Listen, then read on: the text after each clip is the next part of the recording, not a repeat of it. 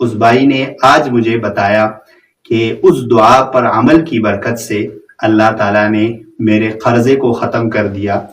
تو میں نے سوچا کہ وہ دعا میں آپ حضرات کے سامنے بھی پیش کر دوں، ہو سکتا ہے کہ اس دعا کی وجہ سے بہت سارے اور لوگوں کو بھی فائدہ ہو۔ اور وہ دعا مسلم شریف کی ایک روایت میں وارد ہے۔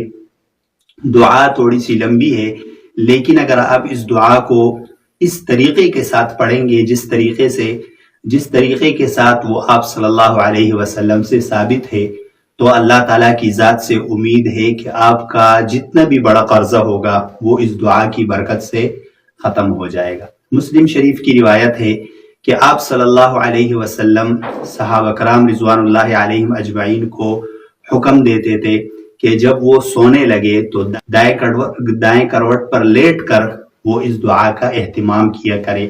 دعا کے کلمات یہ ہے: اللہم رب السماوات السبع ورب العرش العظیم ربنا ورب كل شيء فالق الحب والنوى ومنزل التوراة والإنجيل والفرقان أعوذ بك من شر كل شيء أنت آخذ بناصيته اللهم أنت الأول فليس قبلك شيء وأنت الآخر فليس بعدك شيء وأنت الظاهر فليس فوقك شيء وأنت الباطن فليس دونك شيء اقض عنا الدين واغننا من الفقر۔ یہ دعا کے کلمات ہیں۔ میں کوشش کروں گا کہ نیچے کمنٹ میں یا ڈسکرپشن میں ان کلمات کو میں لکھ دوں تاکہ آپ حضرات کو یاد کرنے میں آسانی ہو۔